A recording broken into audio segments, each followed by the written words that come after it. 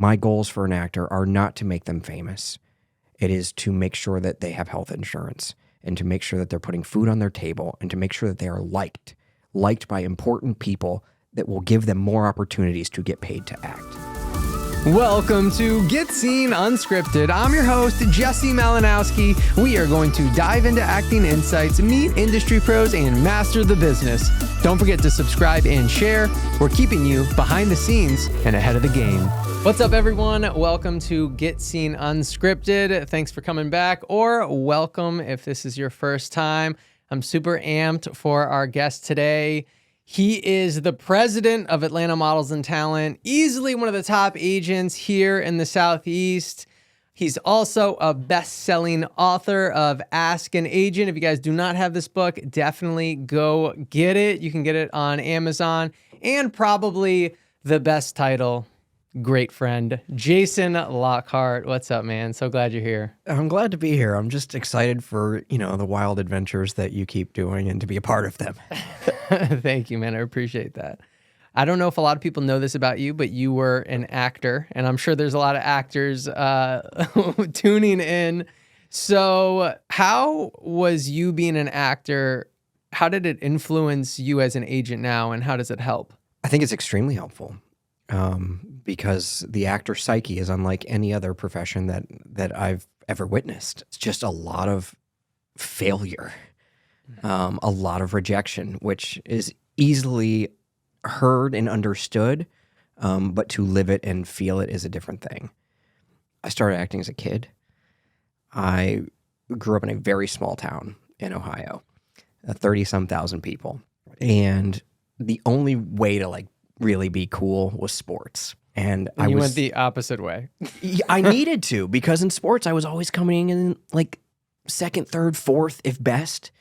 And, my friends, Greg and Chad and Nathan, they always beat me.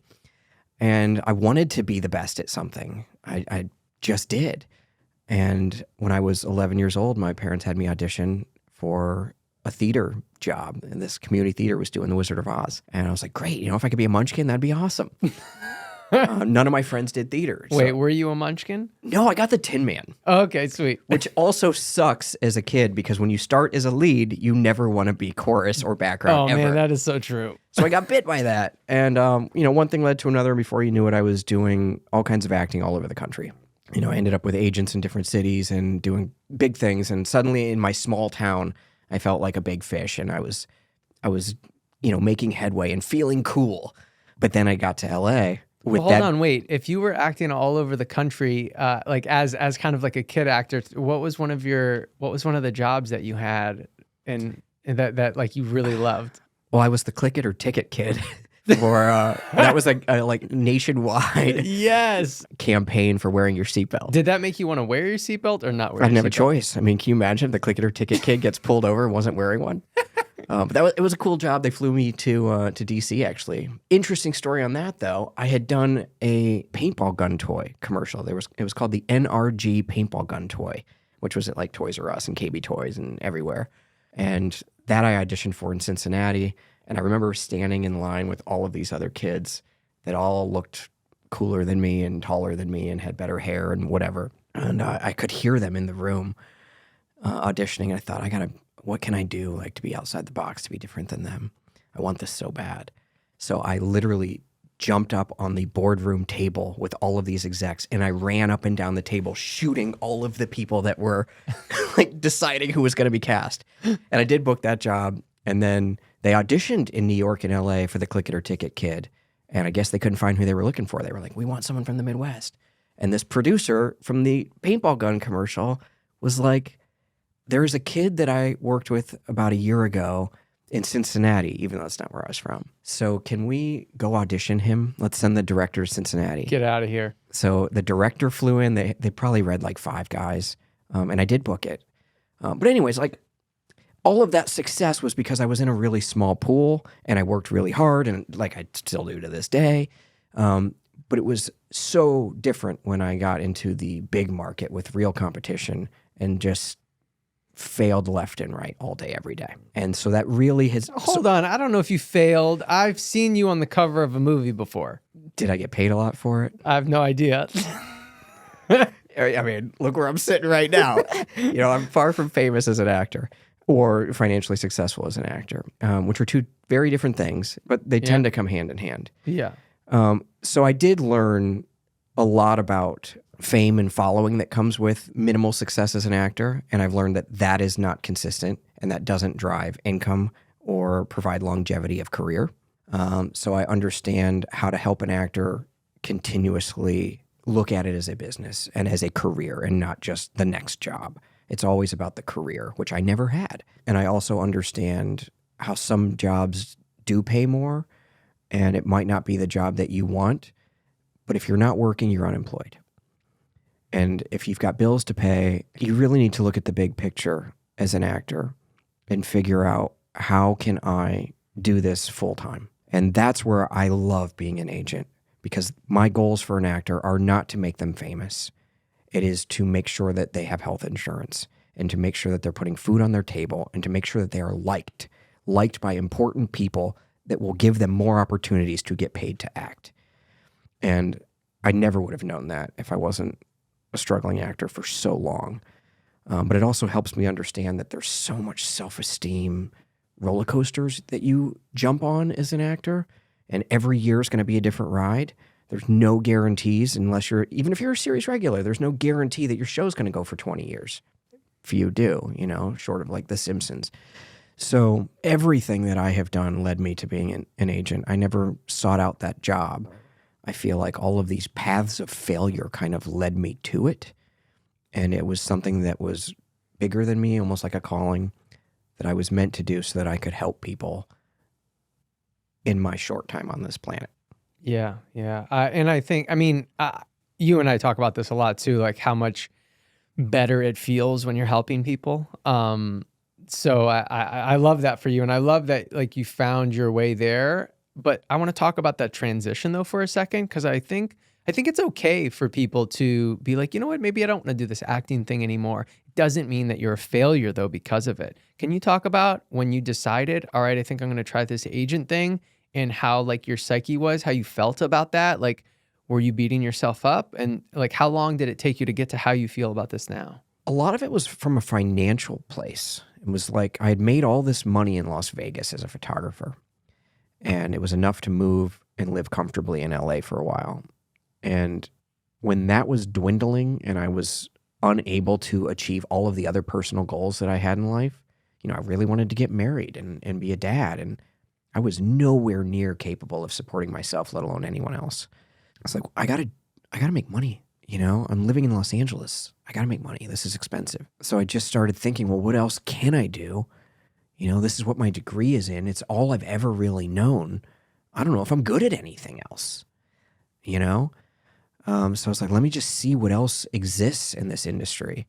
And I got a lot of hard no's learning to be like an agent or a manager or a casting assistant. I thought, all of those are just areas that I could try. I would love to do. I'm here in the Mecca of Hollywood where these, there's a plethora of these kind of jobs and a lot of turnover because they pay so low. And after a bazillion no's, I finally thought outside the box and creatively, and I got my first little yes. And I did know on the very first Friday at the end of my first week when I was sitting at a showcase and there was a Q&A and actors were asking questions. And I thought, I am not qualified to answer anything right now. But I just started speaking from experience to help an actor that was sitting in the audience. And I could see them nodding and like the room was nodding. And I thought, oh, I feel important. Like I feel like I have some value because I didn't feel valuable for so long and my bank account proved it. So it started to feel good to make a little bit of money off of this giant industry that I loved so much. And it really came down to money, which is why we do jobs. Yes, you want to love your job, but at the end of the day, it's called work. You have to work to get money to pay bills and to buy food, which is necessary for survival. So it really boiled down to that for me. And I guess I don't feel like a failure as an actor in retrospect. I just got tired of failing. I got tired of the rejection. And I also got tired of like what I looked like and caring about that. You always look like $1 million. What are you talking about? I mean, well, if I look like a million, you look like a billion, dude. So I do my best. But it's all, it's all facade. It's like, I'm always working to be making money to pay bills. And I think the best thing that you can do is to give the world and get money back. I love that. I love that. So you spent time in LA, obviously, even Vegas. Being here in Atlanta, how do you see the opportunities for actors being different or the same or better or worse, pros and cons? I love Atlanta. I think Atlanta's magical. And I had no idea till I got here. You know, when I was in LA, you would see like Southeastern breakdowns. And I knew like New Orleans had some projects and Atlanta had stuff. But I thought it was like Walking Dead and the Vampire Diaries world in 2017. I didn't really know till I got here. And in my very first week here, when I got onto the breakdowns and thought that I would be submitting like 2 things a day, I couldn't believe that I was working till 1 a.m. and I was working on 70 different projects and had to meet 14 casting directors and had like 1,000 clients and would get over 1,000 emails a day. I had no idea that it was booming in the Southeast. And it was terrifying for months. But everything is terrifying when you don't know what you're doing. And I didn't know what I was doing here. You know, I didn't know what shows were shooting. I didn't know what I was working on. I didn't know who I was working with. Just getting bazillions of emails and getting managers from New York and LA telling me what to do. Like I just had so much, overwhelming stimuli. But once I understood what was going on and learned through a lot of trial and error pretty quickly, I really started to appreciate this market and the people in it and the cooperative versus competitive energy. And to really answer your question about what's it like for the actor, I feel like the amount of opportunities that exist in the Southeast versus how many people are competing for these opportunities is a significantly lower number than what it is in Los Angeles. What about I feel like the question comes up on like the bigger roles, right? Getting the much bigger opportunities in LA.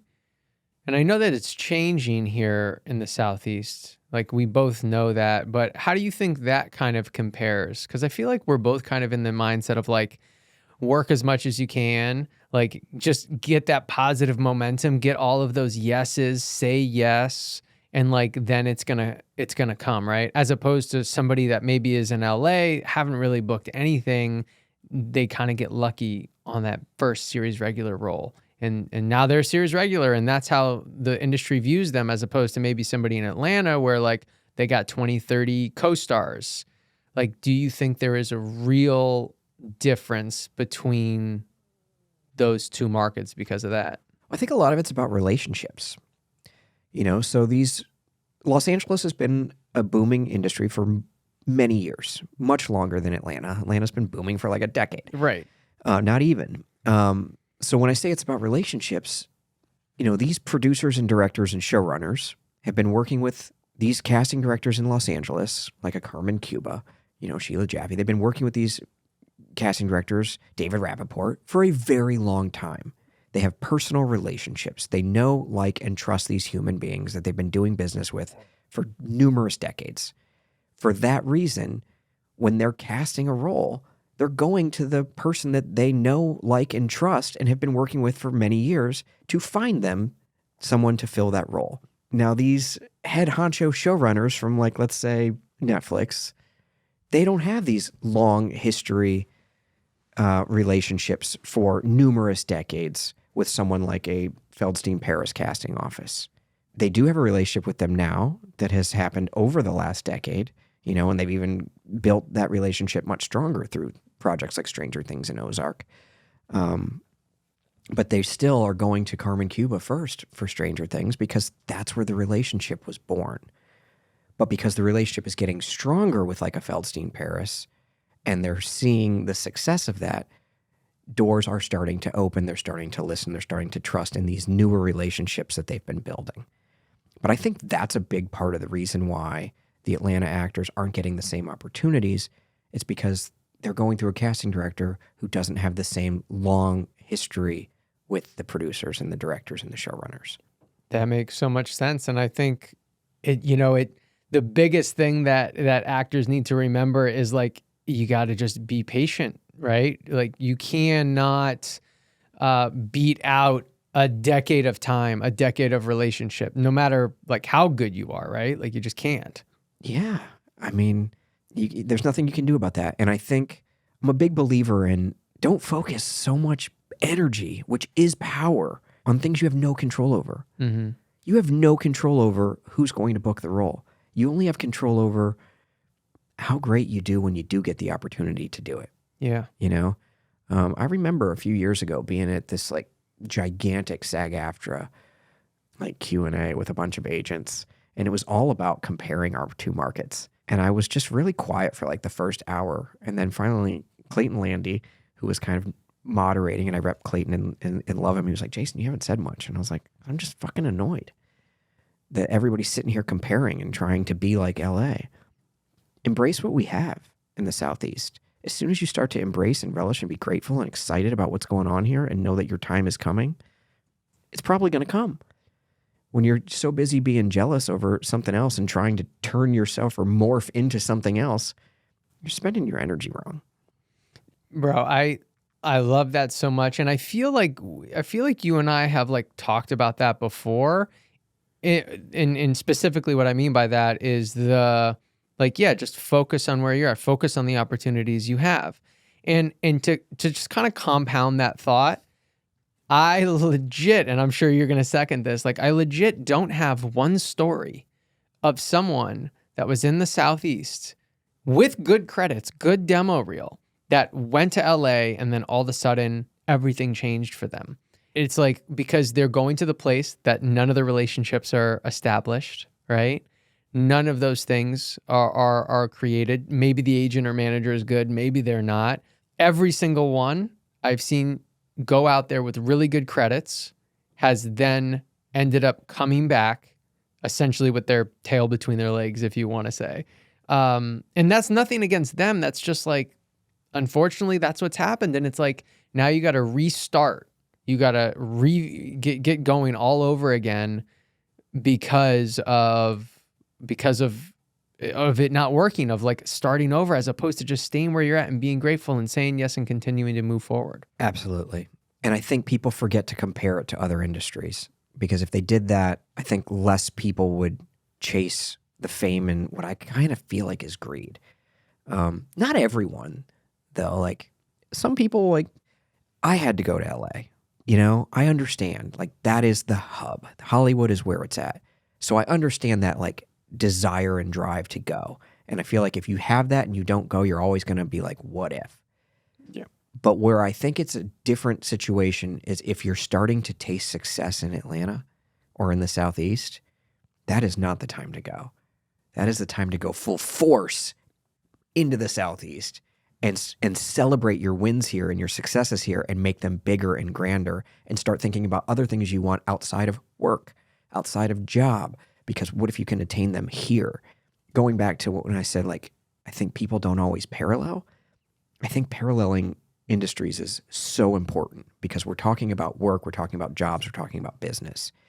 And if you were a restaurateur and you opened like a burger restaurant that's just crushing it in Atlanta, does it make sense to close that restaurant or kind of ignore it and go open that burger restaurant in the middle of downtown Los Angeles where there's so many more burger restaurants? Maybe it'll be successful. There's always that hope. It's a mecca of food as well, but might make more sense to open a second location in Atlanta.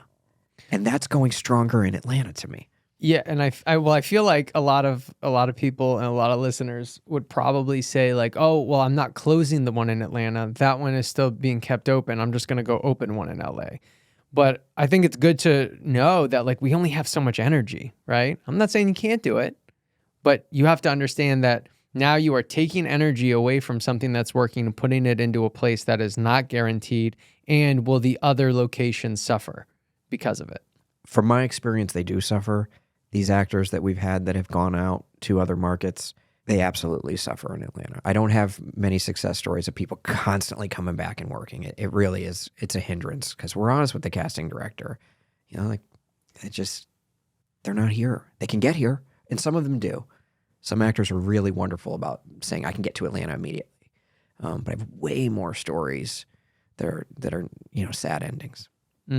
What's one of your most memorable success stories as an agent? I mean, I have to get personal, I guess. I hope so. My little nephew. I mean, both of them. I remember seeing breakdowns for kids 6 and under all the time, and we just had very few on the roster. And there was one in Pittsburgh for the Tom Hanks movie, the Mr. Rogers movie, I don't even think, what's it called? Neighborhood something. And it was different then. And I thought, we don't have anybody who's 5 to play this like little Make-A-Wish kid who's got a couple of lines with Tom Hanks. But I knew the casting director, Donna Balajak, who's like the main casting director in Pittsburgh, because I auditioned for her as a kid numerous times, and she and I had this long relationship. You were the click it or ticket guy. I was the click it or ticket. Yeah, she did cast me in that, but I did audition for her numerous times. She almost booked me as Michelle Pfeiffer's son in what was it, The Deep End of the Ocean. She kept bringing me in, and so we had this relationship. So I reached out to her out of nowhere. I was like, maybe you'll remember me from the 90s.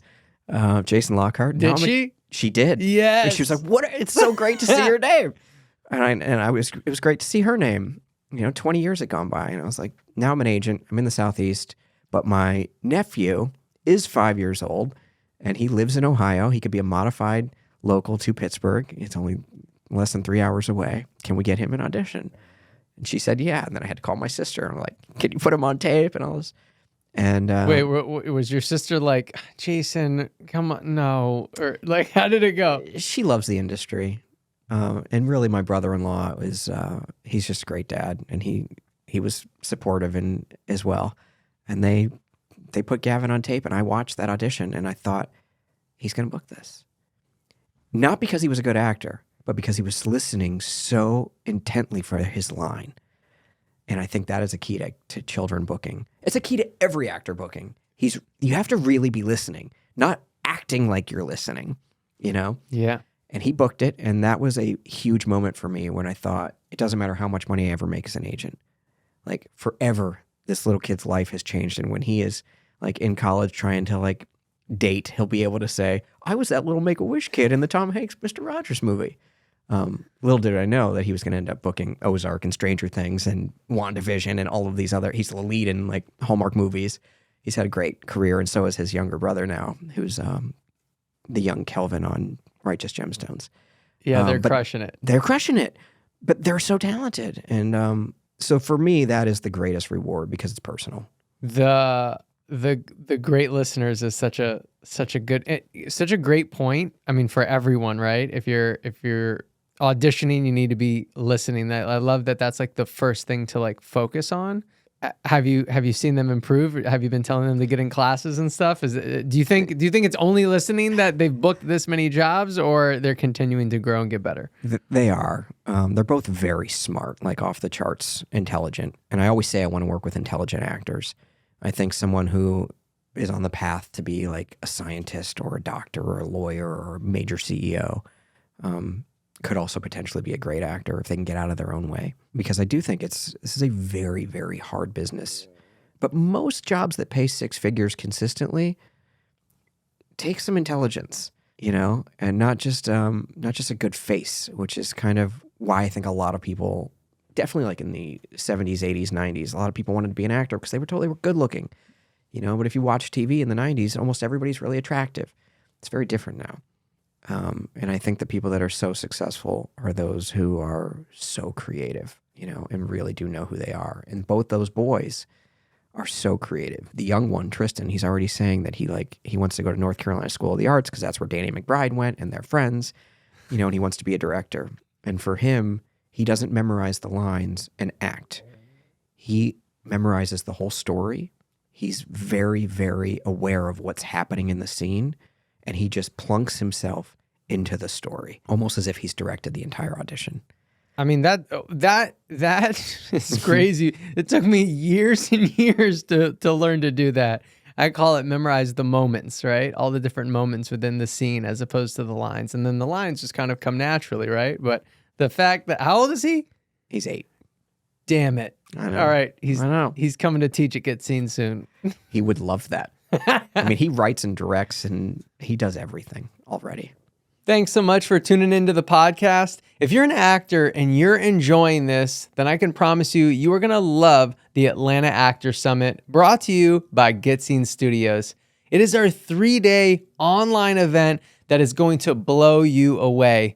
Since we're Get Scene, you can expect the top industry pros. You can expect to come together with other actors and really gain that actor tribe and build that community. And then you're going to be able to put together a really solid game plan for your 2024. So everyone, the event is December 1st, 2nd, and 3rd. It is the Atlanta Actor Summit. You will not want to miss it. Right now is early bird pricing. So you can grab your ticket right now and get it at the most affordable rate. Again, this is a 3-day virtual event. So mark the days off and grab your ticket now and enjoy the rest of the podcast.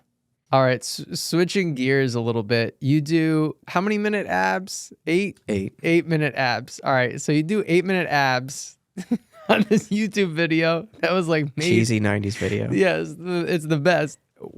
How did you find this video and how long have you been doing it?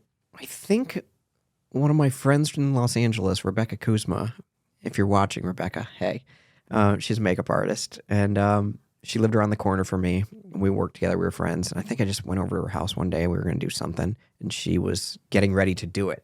She was like, do you want to do this with me? No. But I was like always concerned about having a six-pack and like just working out. So I was like, okay, I'll try it. And I loved it. And so then I just started doing it like every single day. Still to this day. Yeah, I've been looking for other things. I've been doing other things. I found a standing ab workout that I really like, that I've been doing that often. So the any monetization for that YouTube channel is mostly coming from you. I've definitely helped them. And thank you. If you guys are watching, thank you for giving me, your ab video. So I know that you are a big Batman fan, which, by the way, and I haven't showed you this picture. I got to show it to you. When I was a kid, I was a huge Batman fan as well. I have this cute little photo of me like this. I'm wearing a Batman shirt. I have 2 little Batman figures. I have Batman high tops on. Like I'm Batmaned out as like this like 6-year-old or 5-year-old. Can we get that video, somebody? It's or that picture. I'd like to see It's gonna pop up. It's got to. But within the Batman universe, what elements do you bring into your business as a talent agent? Like, are there any like parallels within the Batman universe to like your universe, and how do they help you? I'm going to come up with one right now, because I will say my parents told me as a kid I could be anything I wanted to be when I grew up, and I'd still like to be Batman. I think it could parallel our universe because there are so many egomaniacs in the entertainment industry. And part of my job as a talent agent is not just to find actors jobs that pay money, but it's also to protect them from possibly their own egos and or those who they're working with. And some contracts are very one-sided. And so I have to do my best to make sure that the egomaniac isn't taking advantage of the good people of Gotham. I love that. What about when the egomaniac is your talent? Then I also have to bring them down. And, how do you do that? Well, I have to first figure that out. And it's not that hard to kind of see an actor who's chasing fame versus an actor who truly loves the work because it pays them and they're good at it. Can't really test for that. But you mean when you're interviewing someone to like come on board? But we as a team at AMT, we can definitely vibe in a meeting with a potential new client if they start asking about like Los Angeles and social media followers and stuff like that, and they don't even have credits yet. Having a manager as well. It's like, why do you need a manager? You don't even have a career. You don't even have a co-star credit yet. Or people that say after 1 or 2 small credits that now they only want to do big things.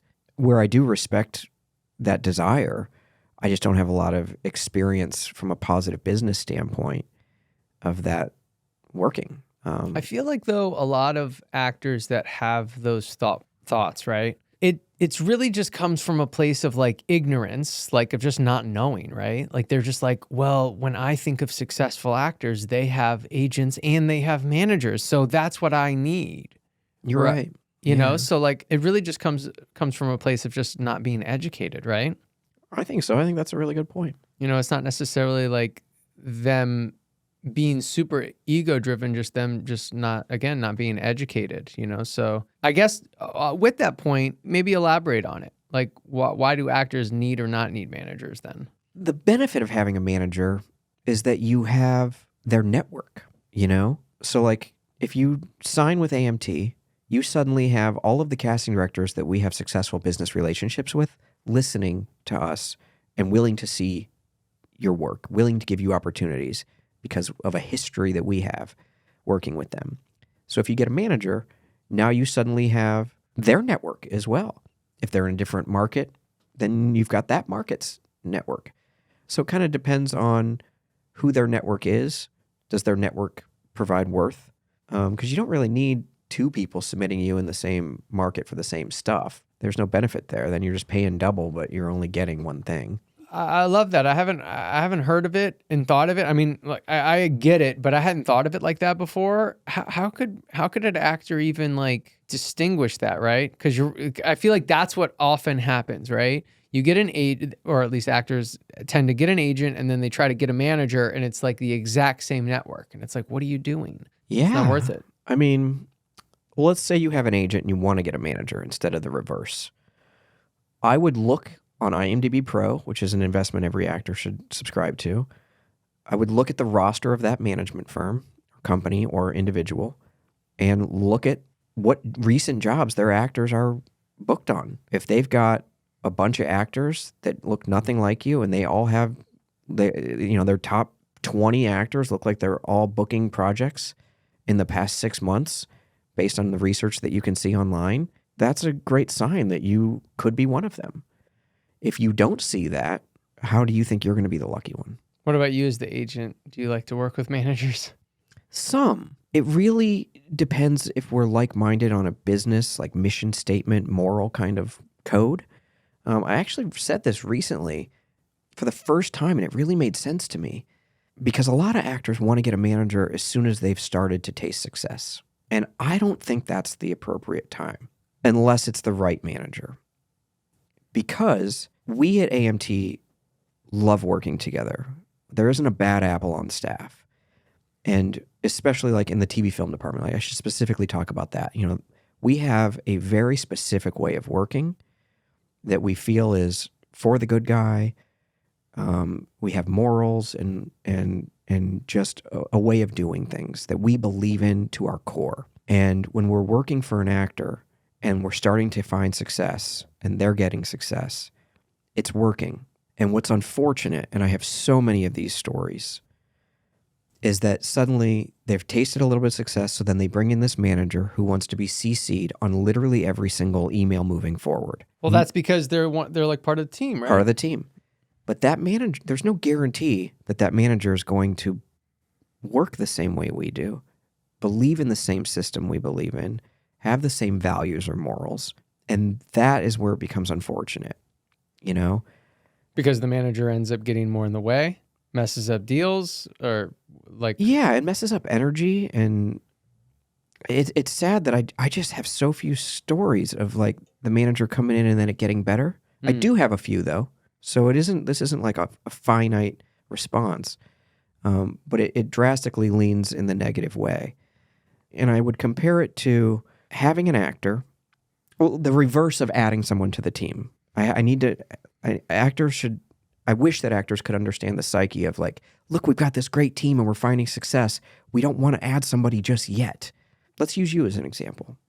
You know, you just booked 3 things, recurring on a show and this big movie. And you're like, I want to get this manager.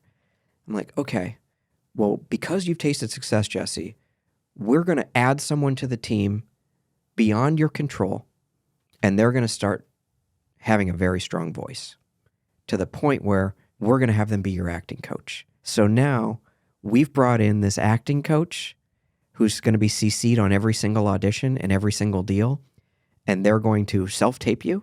We want them in the room on the audition, and telling you how to do every single audition moving forward and pick the tape and send it in. You'd be like, why is my agency doing this to me? We got all this success with the small team that we've had. Right. Why are you forcing this person into the system just because just because AMT thinks that this is the best coach and this is going to open doors and they're going to help you get to guest star because they're such a great coach? Like, how do you feel about that? Yeah, I mean, yeah. Would you like it if we did that to you? I would be like, hell no. But hell no. Hell no. That's how we feel. It's like, hell no, we don't want this person coming in who we have no relationship with. We're looking at their roster. It doesn't look like they've got a ton of actors booking, especially those who they rep from the Southeast. Because why does a manager in Los Angeles need to leave Los Angeles to find an actor? You know?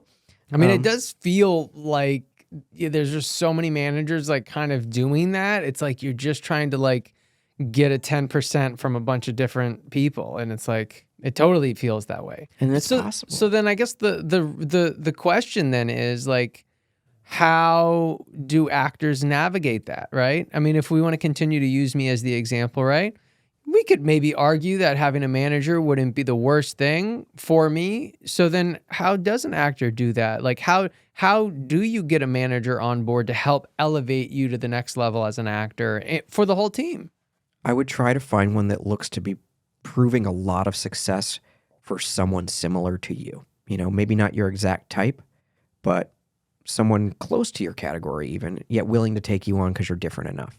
And it would be great to see, well, how do you know if it's the manager or like their agent? Well, you know, because if so many managers jump on board, right? And then it's like, well, this manager reps someone, it's like they didn't do any of that work. The manager didn't do any of it. I think that's where chatting with the team is actually great. So if the team says, we don't actually feel like you're ready, that's not the point to drop AMT, you know, and just go get a different agent who's going to work with the manager that you want.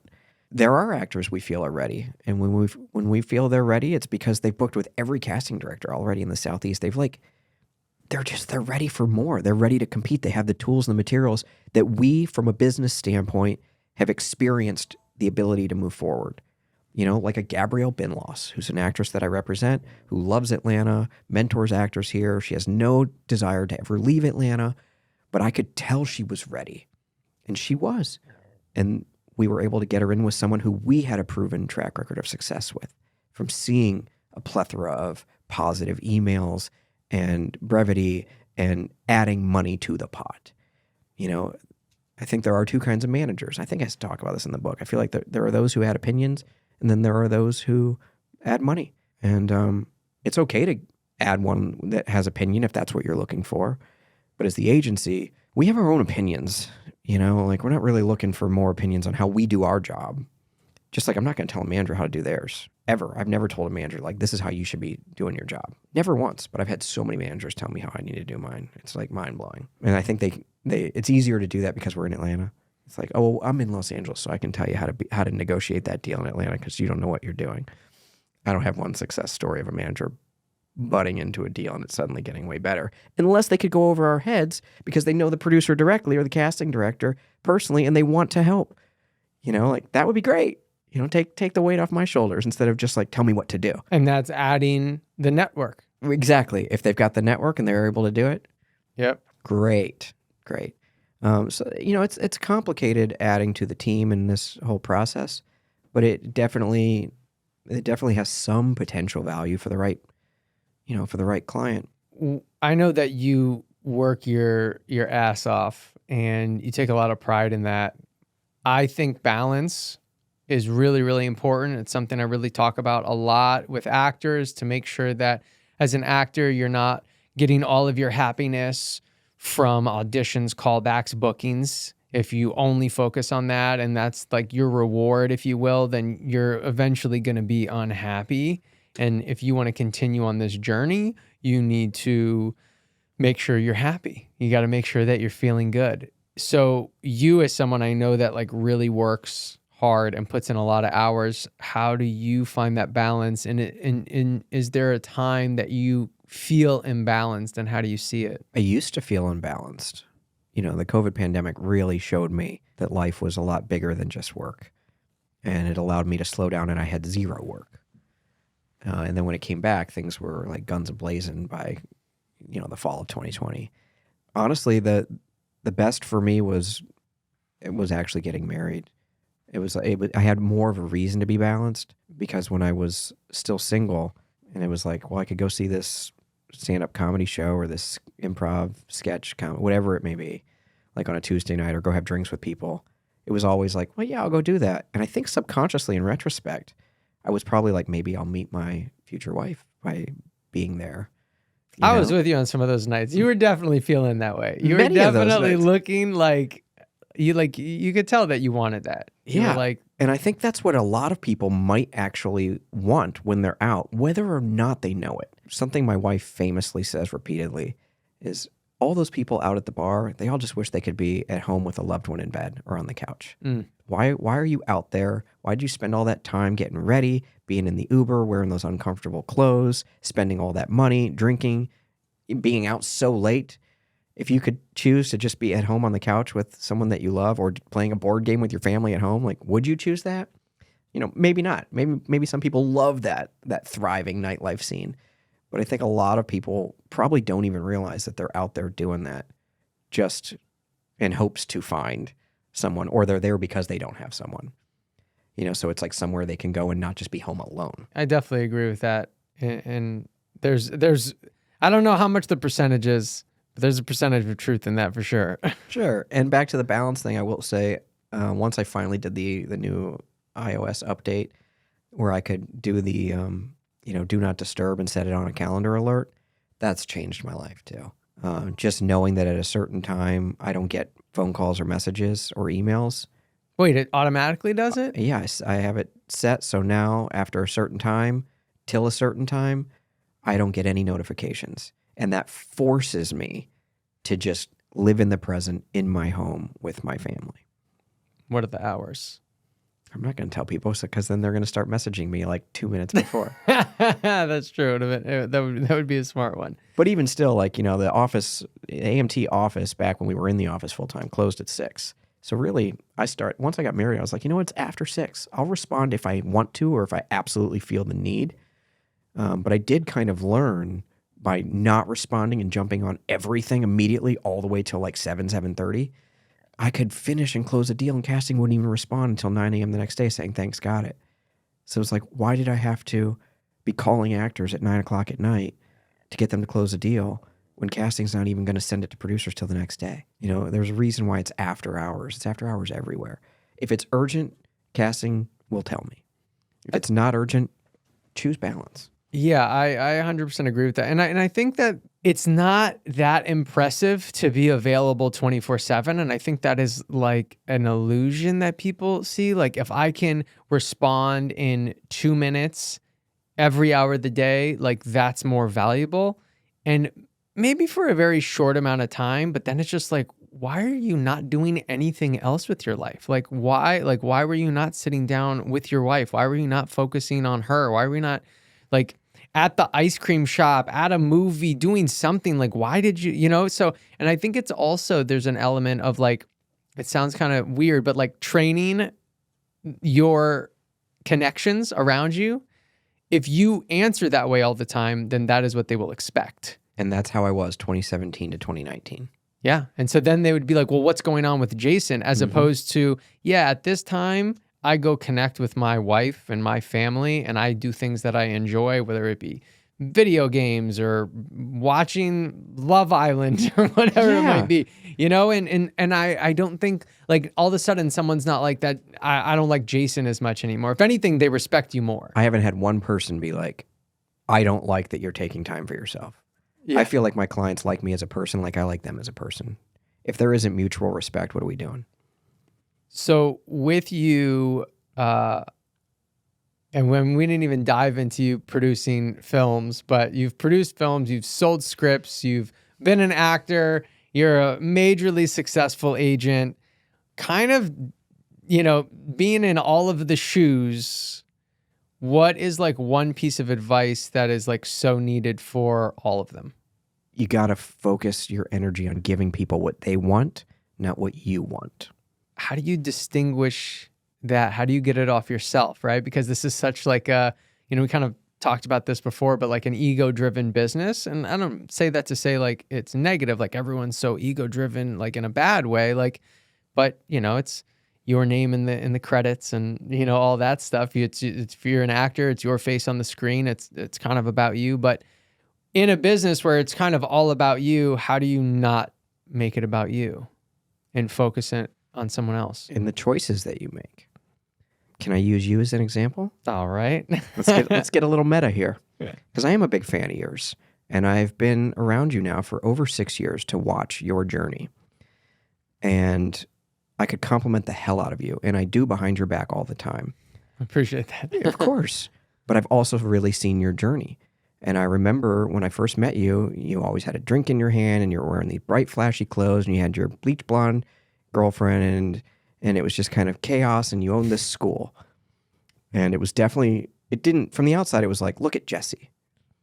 And something changed in you. And suddenly it was not about Jesse. It was about, look at this army of actors at Get Seen who are booking machines all over town, and some of the best on our roster. You took all the energy off yourself and put all that energy into the customer and giving them realistic tools that they needed, giving them inspiration to keep coming back and learning and growing. And they were putting money in their pockets, and they're doing testimonials and getting more people. And then during COVID, you started doing all this stuff for free. You know, all these other schools are like having to pay their rent, and you just didn't care about rent or getting actors. You were just giving away a wealth of information for no money. And what did that lead to? Probably a gigantic email list, you know? And then you started doing more for really low amounts of money. And it wasn't about look at Jesse at all. It was about look at the education that can be had, and it doesn't cost a lot, and we don't need that much space. And I have made so much more money off of these clients that I have discovered from these virtual workshops and all of these, you know, challenges that you've created. So I think it comes down to these selfless choices, and I do feel like that can bring success, as we can see that. I mean, Get Seen is now doing this podcast, but I think, you know, if you're going to be a filmmaker, make something that people want to see. Look at all of the projects that are out there and give the audience what they want, not necessarily what you want to do, so everyone looks at you and says, "Wow, you're a great filmmaker." Give them a great story that's going to change lives. It's going to inspire people, you know? And if you're an actor, it's not all about how many followers you get and then become an influencer, you know, or about all the people that want to sleep with you. It's about how many producers want to rehire you because you showed up and did your job so well and were so easy to work with. Because you're so unbelievably talented. You're so focused on the craft and giving to your partner that your partner's like, God, I wish I could work opposite that actor every day. I wish I could always work with that person because they made my job so fun and so easy. So that's what I would leave people with, you know, like, what can you do to help everyone around you? If that doesn't help you ascend eventually, I don't know what will. I love that, and I appreciate the kind words. Thank you. But you're 100% correct, because when you were saying something changed in you, I was like, I know exactly what it is. What? I'm curious. Oh, no, I know exactly what it is. It was, so I have my own business coaching. It's Pinnacle Global Network that I work with. And I remember they would always talk about serving. And being a waiter and a bartender for so long, I always hated it. I always hated, like, I need to serve. I was like, my serving days are over. And I don't know, one of the events that I hosted or that I did, I was like, oh, it's not like, you know, serving at the restaurant. It's like serving something bigger than you. It's serving a community. It's serving the people around you. And so I just was like, all right, I'm just going to start. I just started saying it. We need to focus on serving people. Like anything that we're doing, any Get Seen meeting, anything, it's always like, how is this serving our people? How is this serving the actor? And if it's not serving them, then we need to change it. And so it really was changing the language in which I spoke and what we did as a company, as Get Seen, is like, how can we serve? Even in the workshops that we do, you know, I try my best not to make it like kind of everyone else. I'm like, how can we dive in better? How can this help them in a stronger way? How can it serve them? And so when you were mentioning that, immediately I was like, I just focused on serving. That's 100% what happened, and that's what changed. I love it. And it's obvious from the agent standpoint, seeing it with my roster. I love it. Well, man, before we say goodbye, we have to do the spotlight sign off. Which is? It's going to be 5 quick questions that I think are important that we should put into the spotlight. All right, let's do it. So, number 1 is, what is something that you're incredibly grateful for today? Sitting in this seat. Be more specific. What does that mean? I'm grateful that any actor trusts me with their career, and I've actually got hundreds or I wouldn't be in this seat. And I'm just grateful that, I faked it till I made it, and I still haven't really made it yet, but I'm grateful that I'm here because it looks like I have made it, even though I know I have a long way to go. I feel like we all got a long way to go. Hold on. I feel like I gotta like mimic what you're doing here. Yeah, I get excited for this rapid fire. Yeah. What is one book, movie, TV show, or event that changed the trajectory of your life? Jerry Maguire. I saw it 3 times in the theater. I was a diehard Tom Cruise fan growing up. I saw every one of his movies in the theater. I would usually dress up, take a picture by the poster at the theater, like on the day it came out, like a premiere. And I remember seeing the previews for Jerry Maguire, and it was coming out right after like MI5 or Mission Impossible, the original, and Interview with the Vampire. And I hadn't even read about it or heard about it. I'm like, what is this stupid movie he's doing? Like, this doesn't look commercial. Like, what is this? This looks boring. And I was wowed in the theater. And I remember thinking, why did he take that role? And it was like, because he got to play a bad guy that morphs into a good guy over the course of 2 hours. What a challenge. And then he was nominated for the Oscar for it. And I saw it 3 times in the theater. And it's no surprise to me that I'm sitting in this seat wearing a jacket and a t-shirt now, like trying to help other people, like, get their quan. Do you feel like then you were like, maybe I'll be a talent agent? Or you were just like, I like this as an actor? And I thought if I looked like Tom Cruise, I would get the girls. And I thought about being a sports agent. What is one thing that you cherish about your daily routine? All of the different phases. I've got like my morning with the protein shake and like some of the workout stuff and like refreshing my Poshmark closet, looking at stocks, reading sports news, and then kind of getting into the early grind of the workday and like really excited to see if we can't get some bookings and deals closed before like even lunch. And then I look forward to like taking a tiny little lunch break. And then I love doing phone calls all afternoon when it's like the warmest part of the day and I'm walking around the neighborhood. Gotta get those steps. I do. Sometimes 8 miles a day. And then the evening portion where, I've got some family time and more food and what am I going to watch? Or, I love to actually watch TV and movies now. And I didn't really have time for that without the balance before.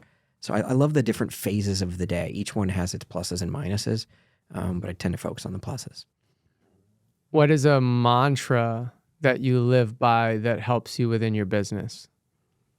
3 recurring themes from the book: patience, positivity, persistence.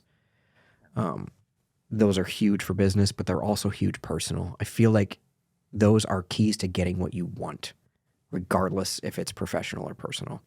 Most things you want are not going to happen quick, especially if they're like gigantic wants. Nothing's going to happen if you quit. You can't get what you want if you quit, which would be the opposite of persistence. And then positivity, like we have a choice on how do we respond to everything. We can respond positively or negatively. It's very easy to just lean one way or the other. Actually, I feel like it's a little easier to lean negative, because bad things happen.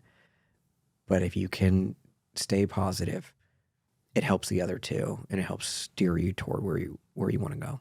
And I have to tell you, I think you were the best at that. I feel like I'm pretty darn positive. And then you are. And then there are many days that I'm like, man, Jason got me again. got me on the positivity train. Well, I feel like you do that to me too, so it's a good balance. Dude, I love it. And that is why you're one of my favorite people and why you have to stay in my life, seriously. So last question then is, if we could give the world one piece of advice based on everything you've gone through so far, what is it? I mean, I feel like we've said all those things, so it's really hard. I mean, I feel like I thought what you might say is like, it just goes back to the mantra, but you don't have to say that. But I mean, that's exactly where my mind goes. That and think about, okay, here's something I've never said before. Put yourself in the shoes of the person you're communicating with often, especially if you have an emotional response to something that's happening, be it a phone call, a text, an email, an in-person situation. If you can just pause and breathe for a moment and think about what is happening potentially in their shoes, it might change the entire outcome of the scenario. 100%. I mean, that is just really focusing on the communication. I think being patient with the situation, also bringing positivity that I think so often we think that other people are maybe attacking us, right? When maybe they feel like they're defending themselves. And so it's bringing positivity to that, right? And then I think persistence, I'll just bring all the P's to you. But the persistence in growing within your communication, which is so, so important with everyone around you, whether it be, a wife, whether it be a friend, or an agent, whatever it might be. But yeah, dude, thank you so much for being here. I love you, man. It was great. Love you too. That's Thanks right. for having me. That's right. You always got us drinking bangs. I only drink a bang when I'm with you. But I'm never like, I'm drinking a bang. I'm always like, this is good. But I love it. But I always do it in your memory. 300 milligrams of caffeine, I can climb a mountain. Yeah. Everyone, make sure you go get Ask an Agent, brutally answered questions for actors of all stages. You can get it on Amazon. It's such a great book. Agents, actors, managers, so many people have read it, complimented you. If you don't have it, make sure to go get it, everyone. Thanks so much for tuning in to Get Scene Unscripted, everyone. We look forward to seeing you on the next one. But right now you have two options. You can either leave us a 5-star review because you loved this episode so much, or you can subscribe. The choice is yours, but pick one, everyone. We look forward to seeing y'all on the next one.